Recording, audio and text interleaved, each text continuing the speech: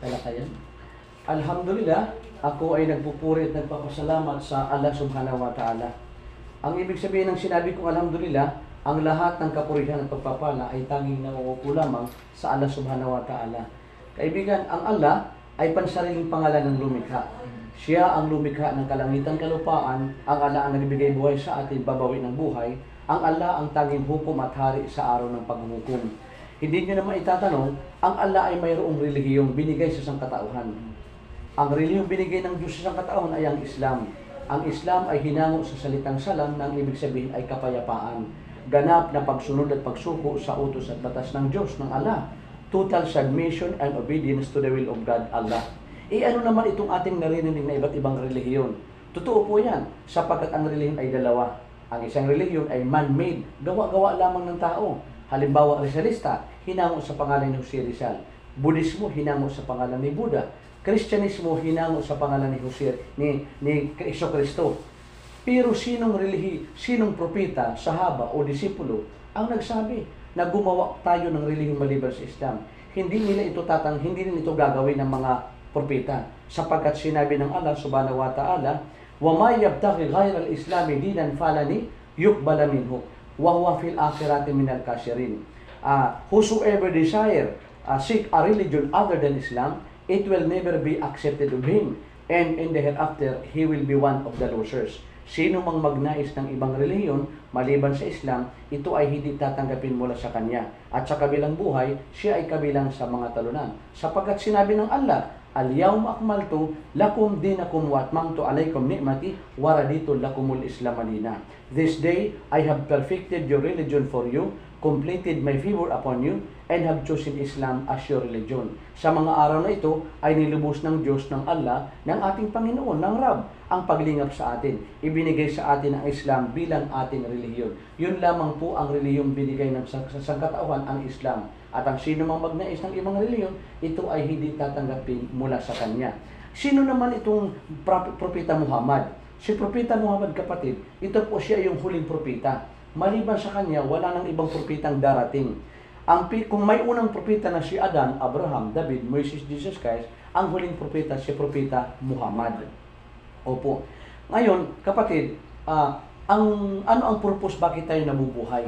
Sinabi ng Allah subhanahu wa ta'ala, وَمَا خَلَقْتُ الْجِنَّ وَالْإِنسَ إِلَّا لِيَعْبُدُونَ. Nilikha lamang ang mga jin, ang mga hindi nakikita, yung mga engkanto, at tayong mga tao, upang sambahin lamang ang nag-iisang tagapaglikha, ang Allah subhanahu wa ta'ala. Ang Allah subhanahu wa ta'ala, sinabi niya na, إِنَّ اللَّهَ إِنْدَهُ إِلْمُ السَّاعَةِ وَيُنَزِّلُ الْغَيْثَ وَيَعْلَمُ مَا فِي الْأَرْحَامِ وَمَا تَدْرِي نَفْسٌ مَاذَا تَكْسِبُ غَدًا وَمَا تَدْرِي نَفْسٌ بِأَيِّ أَرْضٍ تَمُوتُ إِنَّ اللَّهَ عَلِيمٌ خَبِيرٌ. Katotohanan, ang Allah lamang ang nakakaalam. Ang Allah ang nagpapamalisbis ng mga ulan. Ang Allah ang nakakaalam sa mga nasa sinapupunan ng mga ina. At ang Allah lamang ang nakakaalam kung magkano ang ating kikitain sa araw-araw. At walang sino mang mga tao na nakakaalam kung saan siya papanaw o mamamatay. Ang katotohanan dyan, ang Allah ang siyang nakakaalam lamang sa mangyayari sa atin. Ngayon, sinabi ng Allah subhanahu wa ta'ala, kullu nafsin da'iqatul maut. Lahat ng may buhay makakatikim, makakaranas ng kamatayan. Inna lillahi wa inna ilaihi raji'un. Ang katotohanan dyan, ang Allah ang namamahala at sa Kanya tayo ay magsisipagbalikan. At sinabi ng Allah subhanahu wa ta'ala, wa inna illa rabbina lamunqalibun. Talaga sa Panginoon tayo ay magsisipagbalikan.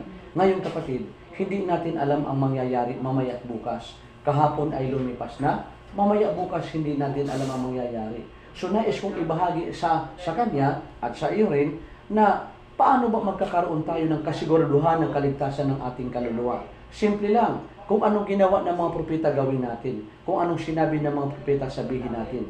Lahat ng mga propeta, sahaba, disipulo ay sumaksi. Naniwala na walang ibang Diyos maliban sa Allah subhanahu wa ta'ala. At sinabi ng propeta Muhammad sallallahu alaihi wasallam na sino man magsabi ng la ilaha illallah, walang ibang Diyos maliban sa Allah, siya ay magkakamit ng kasiguraduhan ng kaligtasan ng kanyang kaluluwa. Ibig sabihin, mapapatawad tayo sa ating mga kasalanan at tayo ay makatatanggap ng biyaya, ang kapatawaran. Ang sino mang magsabi ng la ilaha illallah.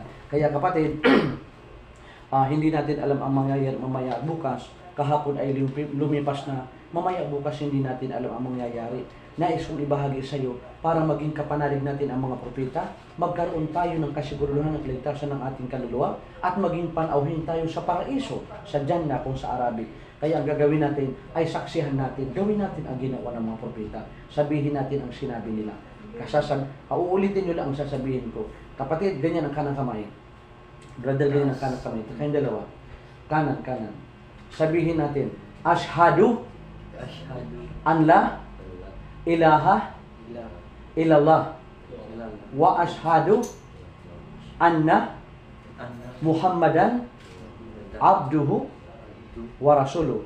Sa ating wika, ako'y sumasaksi at naniniwala na walang ibang Diyos na dapat sambahin maliban sa Allah.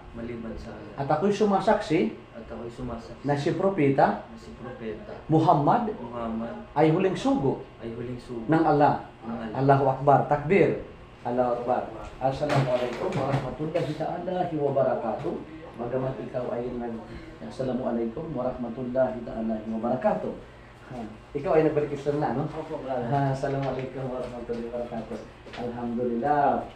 Paramihan ng Allah subhanahu wa ta'ala.